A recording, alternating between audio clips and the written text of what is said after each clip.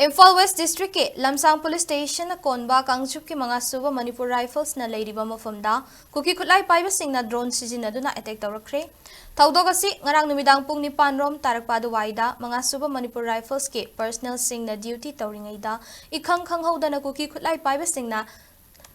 thangna na drone dage bomb ani thadarakibani hairiba drone bomb adu Manipur Rifles ki personal sing na duty tawba mafam dage meter kunlom lapnaba mafamda pokhai khibana security personal sing asok apan nang hodabani haide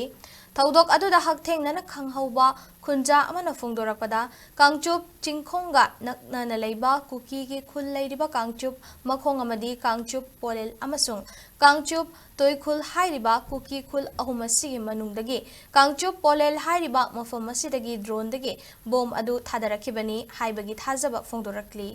hairiba khulasi CRPF ki chamagayang khainipan company ama deploy tawduna leiriba mafam amasuni Kangchup chiru amadi songnung dasu CRPF ki personal sing leiri masidasu natana Kangchup ta leiramba kunithoi suba Sam Rifles ki camp dasu chamaga taranithoi suba CRPF company ki personal sing su leiribani hairiba mafam sing asida security force leina kuki khutlai paiba singna matau karamna drone bombing tawraklibano haibasi angakpopoi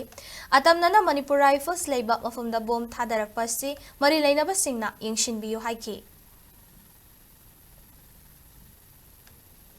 MRG Berekta attack toromba haibasimak khoi tasingna nungai tabu phawi hojiki hariba kenugi kuki gi kulhum men oina pair kadoriba mafamse asisida khogi central force leina sumaina pair aga attack to holakpa haibasi hoida chingna daba ngamde maramaduna central forcing se hodabra naga kenugi thoinamaki torokra haiba kenugi akhoida wakanda dumaina phawrpa amalai